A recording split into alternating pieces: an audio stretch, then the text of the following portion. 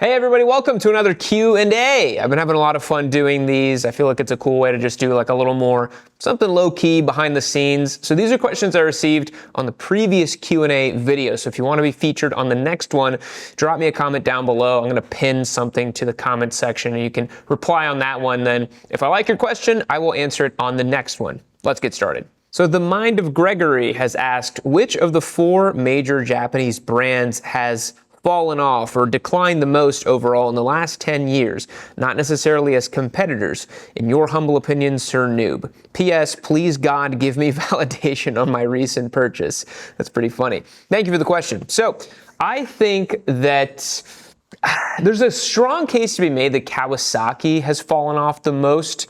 Although they are kind of like the stalwart, evangelists of the inline 4. There's a world in which, you're seeing the stuff that's happening with their recalls on the ZX6, and now the ZX10 has valve issues as well. And what's strange about that is those motorcycles are actually made in Japan. So it's weird that it's not bikes that are being made overseas or somewhere else or, not in their home country. It's like, what's going on in their manufacturing process? And then it's kind of weird too when you think about, Kawasaki is making some good stuff, but they're kind of really relying on the inline 4 platform. They haven't created any new engine architecture, really. There's no new parallel twins with the 270 crank like everybody else is doing. There's no 3 cylinders. There's no V-twins. Like, Kawasaki's kind of your brand if you want inline 4s. And I do like that they kind of take risks and they kind of try new stuff, but there's a strong case to be made that they fell off. And Suzuki, I think that you could say that they fell off. I don't think they ever really got there. They're just like doing the same thing they've done for like 20 years. So I can't think that they've really fallen off. And say what you will, those bikes are bulletproof reliable. Honda's kind of having a big upswing right now with the new Hornet line and the new value price stuff. And Yamaha is kind of like just staying put, doing their status quo thing. So that's kind of where I see it. Next up from Row Lift Ride has asked, what surprised you most about motorcycling when you started the hobby/lifestyle?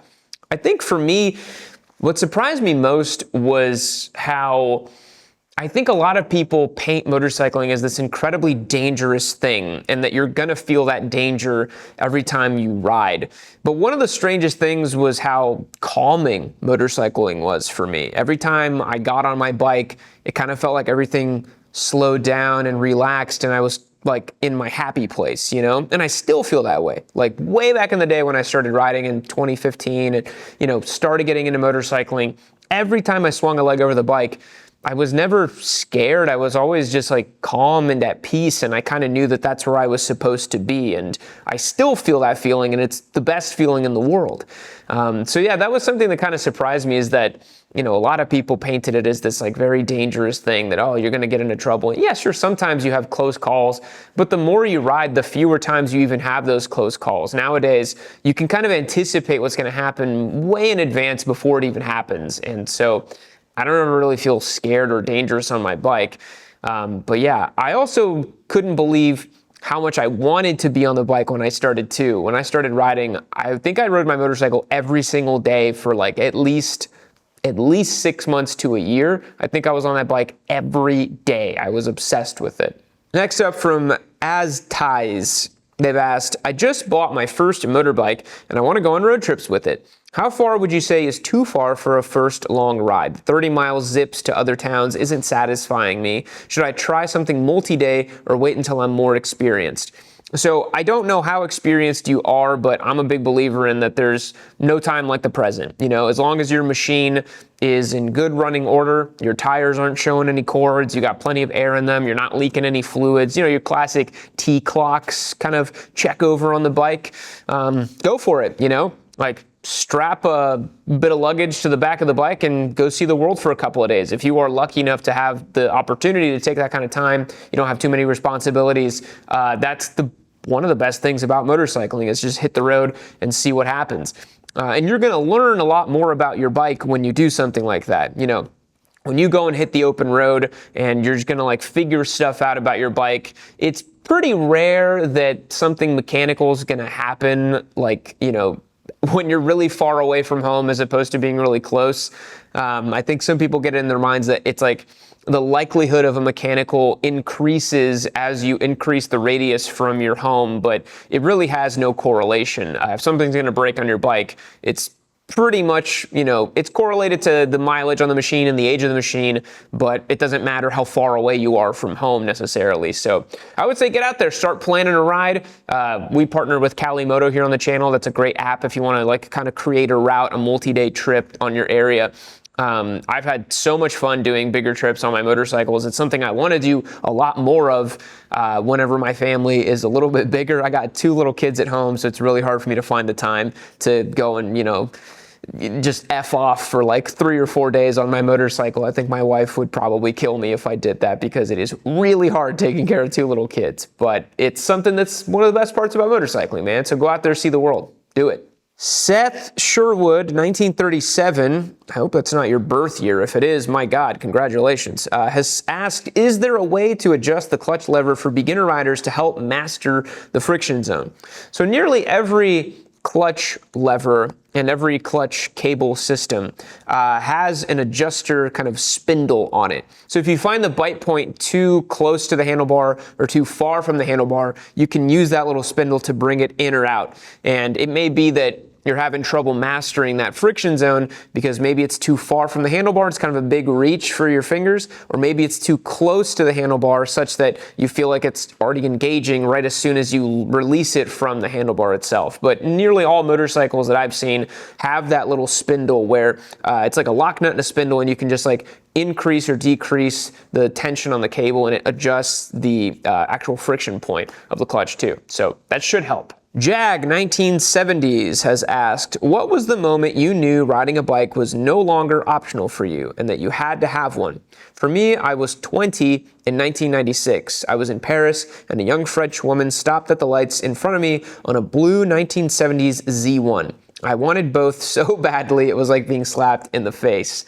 Love that story. Sounds very romantic, being in Paris in the 90s, seeing a beautiful motorcycle, and very cool that you remember it all these years later. For me, it was probably the moment I actually first rode a motorcycle. This would have been when I took my MSF. I'd never ridden a motorcycle before until I actually went and decided to do my MSF. And when I decided to do that, and I swung a leg over the bike, it was I'll never forget it. It was a red Honda CRF 250L. It was the only kind of dual sport they had. And I was like, oh, cool. It doesn't have to be some little cruiser or anything like that. They had little Rebel 250s and like a TU 250, like a Suzuki. And then they had that one Honda CRF 250L. And I was like, oh, I want that one. When I swung a leg over that bike and I turned it on, and when I started just riding in the parking lot, I was just I was so hooked. I was so mystified. I was so where has this been all my life? I just wanted it every day, all the time from that moment. That's when I really knew. Because prior to that, I had always been very interested in motorcycles. I grew up watching racing, and I was always really interested in just two-wheeled vehicles. I knew I wanted a motorcycle at some point in my life. Ever since I was 8 or 9 years old, probably, maybe even before that. I just always thought they were super cool, and I really, really wanted one. But until I actually rode one, that's when I just thought, this is it for me. I have to have this.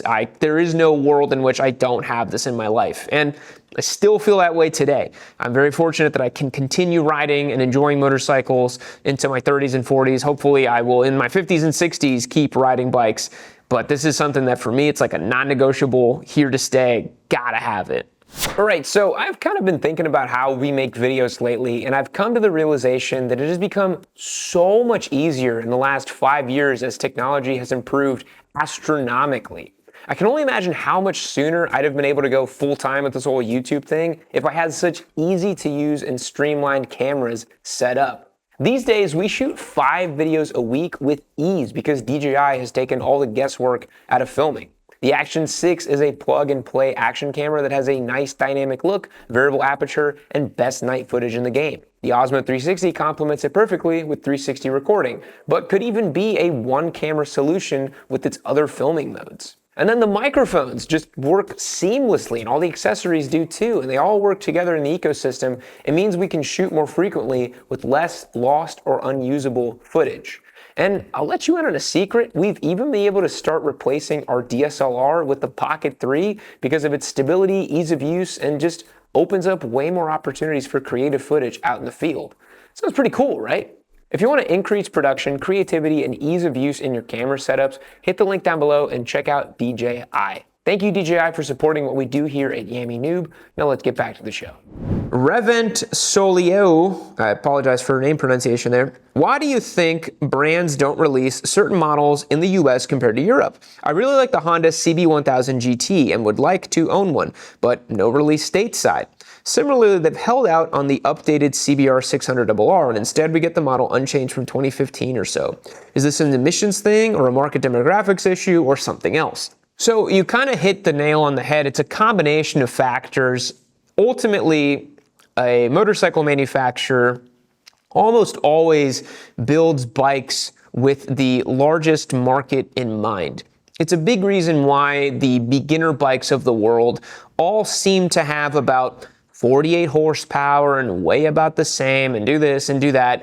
It's because of the A2 licensing system. And so that kind of trickles out from that specific licensing system. And so manufacturers are always building to the market and to regulations, which you mentioned, emissions. So they have to create these bikes, meet these emission standards, and then hope to sell enough of them. Now, some motorcycles in our market, for example, they continue to be sold unchanged because if they were to change anything materially on these motorcycles, then they would have to update the emission systems on them. Now, changing out a catalytic converter, redesigning an exhaust, changing all this stuff, it doesn't sound all that complicated, but it could require a ton of R&D, like millions and millions of dollars, to the point where somebody probably on the back end runs the numbers and they're like, okay, we're gonna spend X on, changing out the exhaust system on this motorcycle, but we're not selling all that many of them in that market. So we're better off just like keeping it the same and selling what we have now in the way that it is.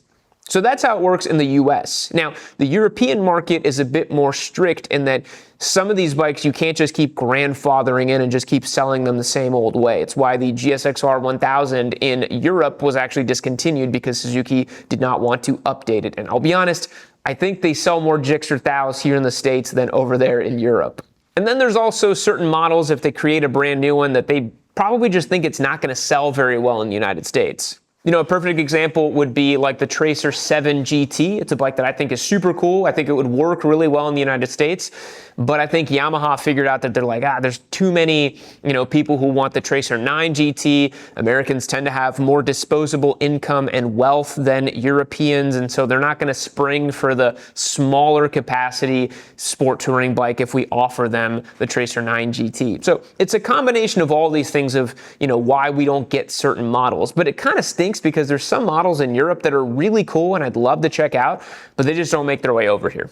Thomas McBride 9751 has asked, what 2000 to present day motorcycles do y'all think will become classics in the future and or appreciate in value?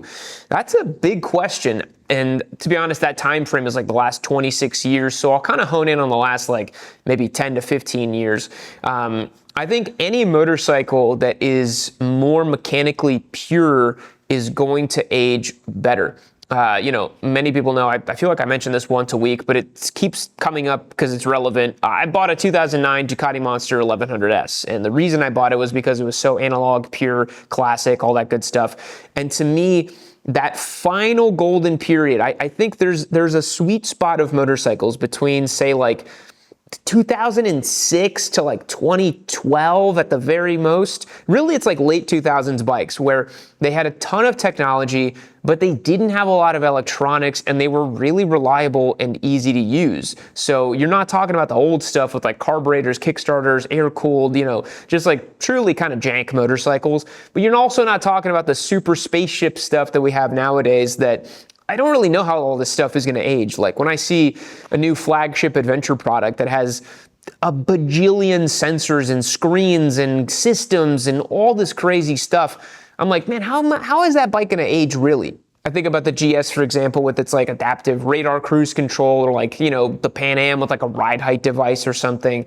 I just don't know how those systems will age. And honestly, there's probably not going to be many people who want to keep that thing on the road because it's so damn complicated. older motorcycles that don't require a ton of mechanical knowledge, electronics knowledge, you can keep them running for a long time. Like my Ducati Monster, I intend on keeping probably forever, and it's a bike that they've made so many of those 1100 engines. It's not that complicated. It's pretty likely that a Ducati service center for at least the next 20 years will have parts and labor that can work on that motorcycle. So any bike that fits that mold is probably going to mature into a very desirable, classic, especially as the bikes get crashed and totaled, kind of like your mid-2000s leader bikes and 600s. They made a lot of those motorcycles. But we're seeing right now with like the Yamaha R6, right? That bike ended in 2017, and yet it's still highly sought after. People want it, and the price keeps going up and up and up.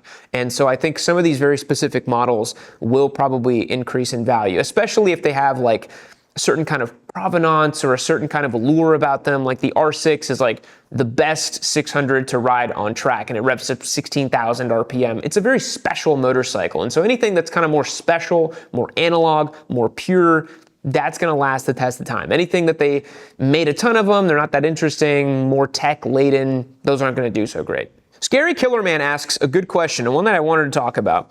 Why is the SV650 so good even in 2026? So I'm going to give you guys a primer here in case you're newer to motorcycling and you don't know. The SV650 is a long-standing model from Suzuki. They launched it in the late 90s as a competitor to the Ducati Monster, and you can kind of think of it as a reliable Japanese Ducati Monster. So it has a trellis frame, a 645cc V-twin that's liquid-cooled, making between, it depends on the generation, but it's sort of like between 68 to like 75 horsepower. I think in the latest trim, it makes right around like 43 foot-pounds of torque and 75 horsepower. Those numbers are probably a little bit wrong, but that's roughly where it makes it. And the SV's allure for the longest time was that it sounded cool, it has a cool style, it has a classic style, it's approachable for the kind of beginner plus edging up to intermediate rider. It's great for anybody who just wants like a bomb around bike. You can turn them into track bikes, you can turn them into scramblers. Parts are literally plentiful and available because they made a bajillion of these things. And so it's crazy how it's still really relevant in 2026, despite not being updated since 2017. That was the last major update this bike had. And now the more time that passes, I've been saying this, where like some models are aging really gracefully because of their styling, because of their lack of tech. It really is a kind of Goldilocks bike for a lot of people, and I completely understand why. Me personally, I do think we've kind of superseded the SV650. I think the new CB750 from Honda is just a tremendous motorcycle. The new MT-07 is also really, really good, and you can buy those brand new and feel good about your purchase, whereas the SV, it's a little long in the tooth. The price relative to the others, it's kind of like, well, you're giving up on a little bit nicer features, but mechanically speaking, the SV is just tried and true and bulletproof. And people have churned 50, 60, 70,000 miles on SV650s. Literally no questions asked, no problem. Literally just put oil in the thing and check the valves, I think every like 20,000 miles, and you're probably good. So I think it's a bike that it looks great, it sounds great, it has timeless appeal, it's not too expensive. It will probably be with us in the zeitgeist for a long time. It's the kind of bike that I don't really see it going anywhere. Captain 080 has asked, what is the benefit of a single-sided swing arm? From my basic physics understanding, it's lighter and looks better, but kills balance. So race teams developed single-sided swing arms back in the, I want to say, late 70s and early 80s as a way to quickly mount and dismount a rear wheel during racing. And that's the primary benefit of a single-sided swing arm. You just have one gigantic nut, you pop it off, you put it back on, and you're ready to go. Whereas as a traditional, dual-sided swing arm, you have to get the bike up, you have to kind of unhook the chain, the brake caliper, the whole assembly. It's kind of a pain in the butt.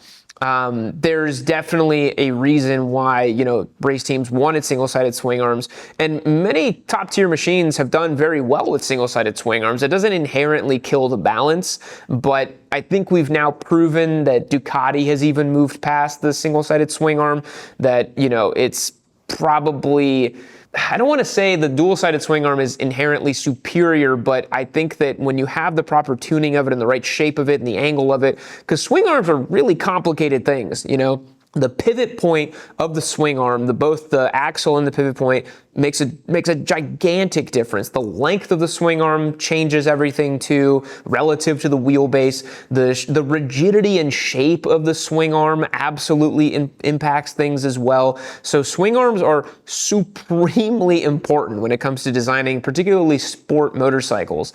And the single-sided configuration is just, really that's all it is. It's just a little easier to pop the wheel in and off. And if you've ever worked on a single-sided swing arm bike, it's pretty sweet to just crack that giant nut and just remove the wheel, and you don't have to worry about the chain, the sprocket, the brake caliper, nothing else. You just pop the wheel right off. So that's the primary benefit. Rafael Marcus Armento has asked, I wouldn't have guessed that Yami is a half fellow countryman. Do you speak any Portuguese? I do. I'm fluent in Portuguese. I can speak it at a pretty high level, and I understand basically everything people are saying. I grew up speaking Portuguese at home with my family. All of our friends were Brazilian and stuff. So eu falo português. Meu sotaque tá pouquinho enferrujado, mas eu cresci em casa só ouvindo português, só falando português, mas você vai escutar que eu tenho pouquinho de sotaque. Eu também não lembro muitas palavras. Tem vezes que eu fico meio... just like right now, I'm not remembering a certain word. Eu fico meio travado. Eu fico travado, não lembro as palavras direito. O meu vocabulário não é tão grande, mas eu consigo falar. Se eu passo mais tempo com outras pessoas que falam português, eu consigo lembrar as palavras, aí tudo volta para mim. Mas hoje em dia eu não falo muito português com outras pessoas, então eu fico meio travado, assim, eu não consigo lembrar de certas palavras, mas eu acho que tá ainda meio bem. Que nem eu falei, eu cresci só falando português em casa, e minha mãe e meu pai são brasileiros, queria que eu aprendia português, mas ó, tá tudo, yeah, I wish my Portuguese was a little better, but I don't practice it as much. James Ramsey has asked, I have a question I don't think I've seen answered anywhere I've looked. 30-year-old male first-time rider. I currently weigh 330 pounds, down 60 pounds already. That's good to hear. I don't plan on getting much lower than 270, 280 at a height of 6'3". I feel like I'm way too big for the 300 to 500 cc bike range. Would it be a terrible idea to consider 650 to 1000 cc, considering their weight capacity? Also, I'm leaning towards a sport bike. I've always just wanted one.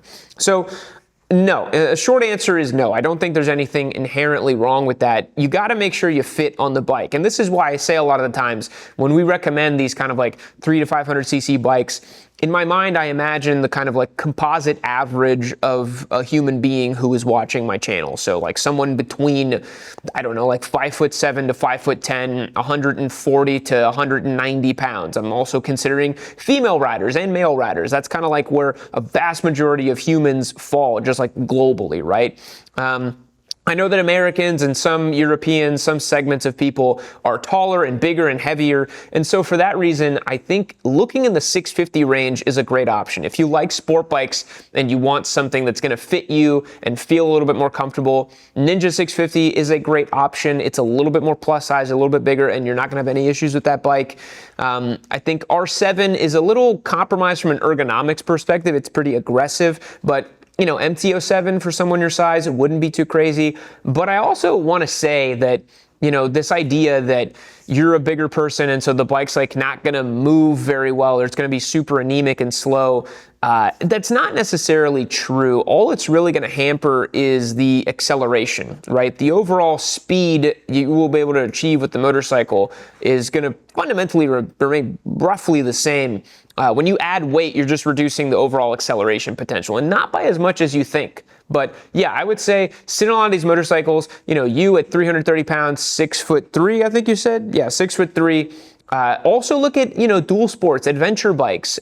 These are bikes that, you know, with their torquey single cylinders, especially for the dual sports, they're bigger size. I've seen lots of people start very successfully on those and kind of transition to multi-cylinder adventure bikes as well. Tenere 700 wouldn't be a terrible option as well. You know, maybe something sport touring. But I do say you said you wanted a sport bike, so that's why I kind of said maybe Ninja 650 or something like that. Okay, Svalbard Sleeper District has asked how to judge how much luggage weight is reasonable to add to a newcomer bike in addition to rider weight considering its horsepower. For example, if a rider knows that they will be cresting short 10% hills during their rides or something on a CB300R, how much weight will it pull well on those uphills? Same for larger displacement bikes. So the great part is most manufacturers have figured out this guesswork for you. It's called gross vehicle weight rating, or GVWR. Every vehicle, even cars and trucks and stuff, they have a maximum amount of like weight that you can put in the vehicle where it will still behave normally, handle safely, and do everything it needs to do. For most motorcycles, that figure is actually right on the swing arm. Typically, there's a sticker on the swing arm that says how much weight is reasonable to put on the machine where it's not going to completely, handle poorly. For a CB300R, I would imagine that figure's probably somewhere in the 300 pounds maximum that bike can handle. And so the thing you have to think about though is if you're going to add a bunch of luggage to the motorcycle, let's say you're going to add 50 pounds of luggage, right, between the stuff you're putting in there, the hard bags, whatever, you're going to have to crank up some preload on the rear shock. That's the most important thing, because if you don't do that, you're going to get your sag all wrong, and then the bike's suspension isn't going to work appropriately. And then when you go over bumps or you have to take a corner or do whatever you need to do on the bike, it's going to feel kind of squat and kind of weird, and the suspension's not working as much as it should. If you have a limited amount of sag, the suspension can't compress at that point. So if you have all that weight and the spring is already like smushed, it's not going to work. So you have to increase the preload so that the spring has a little bit more ability to work. So that's the two things you got to think about. But you could do a quick Google search and just find out like what is the gross vehicle weight rating for a CB300R and then go from there. Johnny Corporate has asked, how long will it likely take for me to feel super confident riding my bike? So that's kind of a tough question because it's hard to say, like, there's no like fixed timeline for when I know you're going to be confident. I think it just kind of happens one day. And I think this is an interesting thing because it can kind of be a bit of a valley, right? Where you can ride and ride and ride, and then all of a sudden you're just operating unconsciously and you feel very confident because you're like, oh yeah, I know how to do this. I can get it done. But really you're in a period where you're not that skilled, but it feels like you're skilled. It's a classic, like, the valley of despair type of thing where you're skill versus time. So honestly, I think for most riders, riding confidently, feeling like you can really just like manage your machine, you're not going to get into trouble. You're not running into situations where your adrenaline's spiking and your heart rate's going up. I would say like, 3 to 4 years, maybe you've cycled through like 1 or 2 different motorcycles. You've maybe done a track day or had a long distance experience with your bike. You've commuted with it a little bit. You've wrenched on it a little bit and you understand how it works. Because that's a big thing. A lot of people get unconfident about their bikes because they don't understand how things work, right? If you never check your tire pressures and one day you ride and you're like, oh, my bike feels weird, I guess I'm not confident. It's like, well, that's not the case. It's just the machine maybe needs to be tuned up a little bit. So I would say, this is just kind of like me spitballing. 3 to 4 years, couple bikes, couple experiences, kind of gets you there. Brett Haynes has asked, Yam, as a fellow father, I have a young daughter and son. Did you find any more hesitation as a rider since you became a father, even with your level of experience? Has it changed your perspective on motorcycling in any way? Also, have a great day, guys. So to me, it's tough. I would be lying if I said that I didn't change or reevaluate motorcycling once my first daughter was born. Now I have a second daughter. And really what it did for me is it just really solidified the fundamentals for me. Whereas like I already didn't do this, but like now I'm pretty much at GAT. I can't remember a time that I rode. Maybe if I'm testing something on a bike and I have to take it around the neighborhood, I'll just put a helmet on. I'm probably not going to die. But most of the time, 99% of the time, I wear every single bit of gear. That's helmet, airbag suit, jacket, gloves, slide-resistant jeans, and appropriate footwear. But what it did for me is when I started riding after having kids is it made me understand that motorcycling has an incredibly outsized consequential impact for decisions you make. So it can just take one somewhat poor decision. It could be, I'm going to decide to just pick up the pace a little bit. I'm going to split between cars a little bit. I'm going to take this corner just a little bit faster. That one little decision can have a ridiculously outsized impact. And I already experienced that, luckily, before I had kids. Back in 2017, I had a really nasty accident that many people know about. And I had, a year and a half basically off the bike to recover and to get better and to mentally come back to it. And that taught me that making one poor decision on a motorcycle can end your life. It's a very, very, very serious thing that you're doing. So from that day on, I already started practicing, because I never want that to happen to me ever again. So every time I swing a leg over my bike, I just think whatever I'm doing, it has to be in function of being safe and getting to me to where I want to go. And at the end of the day, some people might say, oh, but there's all the other drivers, you never know what can happen. That is true, but I really think that you're the maker of your own destiny. And I think that there's a reason why there's riders that have been riding for 40, 50 years, have never had any issues. It's because you're continuously making those good decisions and those good choices. That's all motorcycling comes down to. It's knowing your time and place, making those good decisions, practicing the good habits. And maybe it's a false sense of confidence, and maybe it's also just like an acceptance that I know that something could happen, but I'm doing everything I can to make sure it doesn't. But, I think my daughters wouldn't see me as the man I'm trying to be if I didn't have motorcycling in my life. I wouldn't be who I want to be for them if I didn't have it in my life. And so I don't want them to see a shell of a person, someone who gave up something for them. I don't want any resentment to build.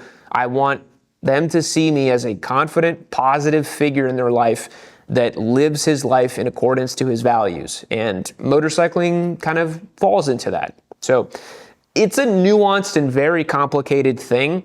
A lot of people would say if you have kids, you shouldn't ride a motorcycle. It doesn't make any sense. But honestly, none of those people actually ride motorcycles, so I don't care what they think. CPTN080, which I think we already answered a question from him, but I'll answer another one. Would you consider powerful electric motorcycle with sufficient range as an everyday bike? Would you ever give up the sound and feel for the sake of economy and environmental reasons? Does the answer change if you still keep combustion engine for weekend and fun bikes? Me personally, no. I would never consider an electric motorcycle for a variety of reasons. Number one, I already massively contribute to the environment by riding an internal combustion engine. A lot of people think of it as just like, oh, you're using gasoline, so it's the same as cars or whatever. It is absolutely not the same thing. I choose to ride a motorcycle most of the time, and I provide way less wear and tear on the roads. My overall consumables, that's, tires, brake pads, all the stuff that's required to just move me down the road is less. I take up less space on the roads, and most of the time I'm averaging 45 to 50 miles per gallon on any bike that I'm on any given time. So I'm literally already doing something that's closer to like a Prius that most people think you're driving to save the environment, when in reality, the overall net inputs to create that car is so much more inefficient than to just buy a motorcycle or even a scooter or something like that. So for me, the most I would consider is owning a electric vehicle, like an actual electric car. And the only reason I would do that is because I would love to have transportation that's not tied to the price of fuel and the price of oil and gas, because as you guys probably know, the Strait of Hormuz in Iran has been a giant mess over the past few months, and nobody really knows which way it's going to go. And so I think having your self-sufficient transport is always good, but I would never give up my internal combustion motorcycles. Never. There's no future in which I would do that. Even if they're relegated to something that I have to do only on weekends, or I can't ride them in the city because of pollutants or whatever, or I have to do it at the track, I will never give up internal combustion engine motorcycles. Never. Arisa Fion 8704 has asked, what do you think about the ZX4RR after having a couple years to digest your experience with it? So this is actually a great question, and one that I've been thinking a lot about lately, especially as we've had a couple new beginner bikes come into the category, and kind of the market keeps evolving and changing, and there's new Chinese bikes and this and that. The ZX4 has really emerged as a kind of unicorn, strange little bike that I'm so happy that Kawasaki built this thing, man, because the inline 4 has now been relegated to, it's you're buying something for performance, right? I mean, Honda sells the CB650R, which isn't exactly a performance motorcycle, but it doesn't rev as high. It's a bit fat, it's a bit heavy. I don't really like that motorcycle very much. I think there's way more interesting options in the category. But the ZX4, I really think is so interesting. You know, it's not a fantastic track day performer. It's not a fantastic road bike, but sometimes none of that really matters. And having a tiny little engine that revs to 16,000 RPM in 2026, because this isn't some novelty bike from 40 years ago, I think it's really cool. And I'm so happy it exists. And honestly, I think it makes sense for a lot more people than I first gave it credit for, because the experience of riding that bike is so similar to riding something like a ZX6 or an R6, but you get it in a package where you can actually feel the sensation. You know, you don't have to go super fast to hear it. And I think that's safer. I think it's cooler. And I think it's a really, I don't know, maybe I'll do another one as a giveaway because I'm kind of talking myself into it. It's just a really sweet little bike. Dan Varvatos has asked, I know you expressed your disliking on jumping from a 400 to a leader bike, but I have to ask, coming from an RS 457, is it appropriate for me to add an R9 to the stable, or is 1 year in experience too little? The thing with the R9 is that it's very torquey. That's where I think beginners get into trouble when they jump up in the category. And, you know, a lot of people don't really mention this, but it's like the problem that comes from inexperience, it's not necessarily like a bunch of top-end power. Like that can be a problem, especially if you just keep piling on speed, because more and more speed will equal way worse results if you were to crash, right? Crashing at 100 miles an hour versus 60 miles an hour, it's an exponential difference in you know, kind of force and just everything else, right? So what I think is the issue, though, is when you jump up to something with a lot more torque, it creates the ability to where improper inputs, particularly on the throttle, can cause you to slide the tire. It can cause issues because you're sending a lot of power directly from that wick of the throttle. It doesn't have that gradual ramp up. That used to have the jump up from, you know, the 400 or 500 category to like an R6 or something.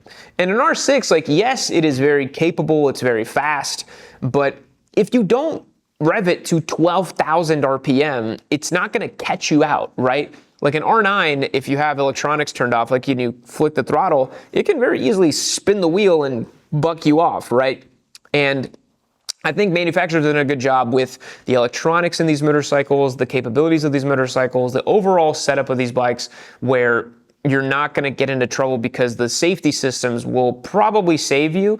I would say it's, you know, on the spectrum from completely reasonable to completely unreasonable. It certainly errs on the side of reasonable, but I do think it has maybe 1 foot in the more unreasonable category. I would ask, you know, if you have an RS 457, why not jump up to an RS 660? If you like the RS 457, jumping to an RS 660 is going to give you quite a bit more power, quite a bit more handling, you know, a very enjoyable motorcycle to use. The R9 is, you know, it's that next generation super sport, but, you know, 120 horsepower, 69 foot-pounds of torque. It's pretty serious business, you know, pretty serious motorcycle. And yeah, it goes without saying that jumping from like an RS 457 to an RS V4 is lunacy. Like, please don't do that. And I think that opinion is not necessarily even that controversial. I think that's just like a pretty established motorcycling opinion that you shouldn't jump from 40-something horsepower to 220 horsepower. You are in no way ready for that, especially with 1 year of experience. Okay, Parker's Garage has asked a question here. It's a big one, and I saved it for the last one because it's a bit of a non-motorcycling question. What's your best advice on trying to make a living off of YouTube from motorcycle content or social media in general for motorcycle content? So this is a humongous question. I'll do my best to answer this and kind of give you a framework. First and foremost, creating video content for motorcycling and trying to make a living off of it, it's one of the hardest niches to make into a profitable business that you can live off of, right? And the other question too is like, living off of something can look very different for a lot of people, right? Like if you're a single guy and you're young, living off of something might mean, you penny pinch and you live off of like 40 grand a year or something like that. But that's not going to last forever, like if you only make 40 or 50 grand for, 5 or 10 years, once you get married, once you have kids, once you want to buy a house, once you want to just do anything, your earning potential, unless you really know what you're doing with social media and content creation and running a YouTube channel as a business, it's very limited, right? And also the biggest advice I can give you is if you're trying to do it in motorcycling, which already it's a really hard niche to make any sort of money out of it, you have to build a parallel business. You cannot rely on just simply YouTube paying you every month and the AdSense dollars and that sort of thing, because that's incredibly fleeting. And the strategy I've used for years and years and years that works well for me is every video I make, nearly every video, sometimes I deviate, but nearly every video I make has long-term value.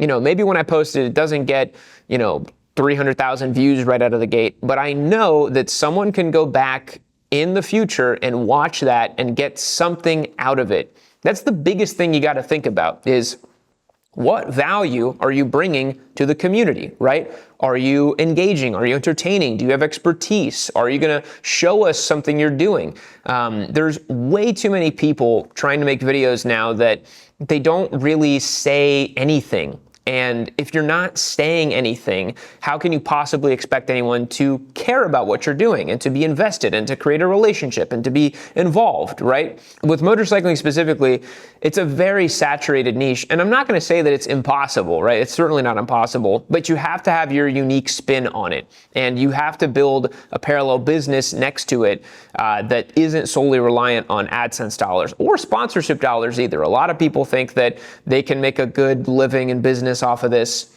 just getting AdSense dollars and then having sponsorships.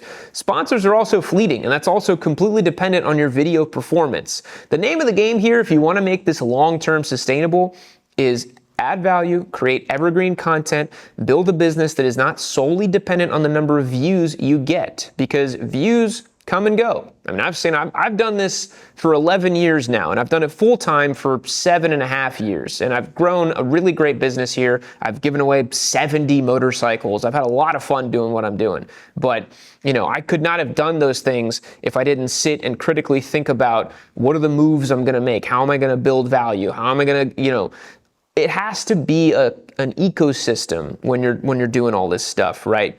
And at the end of the day, too, it really has to come from a deep passion and a willingness to do this and make basically nothing for years. When I started doing this, I made no money basically doing this YouTube channel for probably the first 2 years that I ran this, probably from 2015, no, maybe a year and a half, probably 2015 until the mid to end 2016 is when I started making any kind of money. And it was not a lot of money. It was a couple grand here and there that I was making from this YouTube channel. And then once I really started figuring out how things worked, that's when things took off and ramped off. And then, I went full time, I hired people, I built a team, I did a whole thing. And now it's sort of this self-fulfilling thing, because the hardest part is getting the snowball off the ground and starting to roll in first. But once it's big enough, you don't need a lot of effort to keep the momentum going, and the whole thing kind of keeps going. But yeah, you got to have a deep passion for it. You got to work really hard for years with no payoff at all, and just to believe that you can do it. And then you got to add value. You got to have a unique voice. Don't copy people. Follow best practices and just make stuff. Just get started making stuff too. Don't overthink. That's also a really big point. Just make stuff, get better. The first 50 videos you make are probably going to suck because you're learning how to do it. And then at some point, if you're lucky enough, because there is a bit of luck involved too, you'll kind of get the kindling and light the spark, and then you can add a little bit more fuel to the fire, and then all of a sudden you have this fire that you created. But it is not easy. Most people that do this will never make any kind of money from it. And honestly, a lot of the companies with these algorithmic feeds and all that stuff, they are all kind of banking on that. I would personally recommend focus on YouTube. I think all the other platforms are garbage and I've never spent any time thinking about them very much, like Instagram, TikTok, Facebook. I don't care about any of those. I only care about YouTube. So that's kind of my diatribe on that. If anybody wants to hear more about that stuff, like I said, I've been doing this for a really long time, but it could be interesting if we wanted to talk more about it. But I don't know, like I like talking about bikes. I don't really love talking about the YouTube behind the scenes, but I thought that'd be a fun question to include at the very end here. All right, boys, thanks so much for checking out this Q&A video. Drop some comments in the pinned comment down below. I'll try to answer some future questions on the next one. Thanks again. See ya.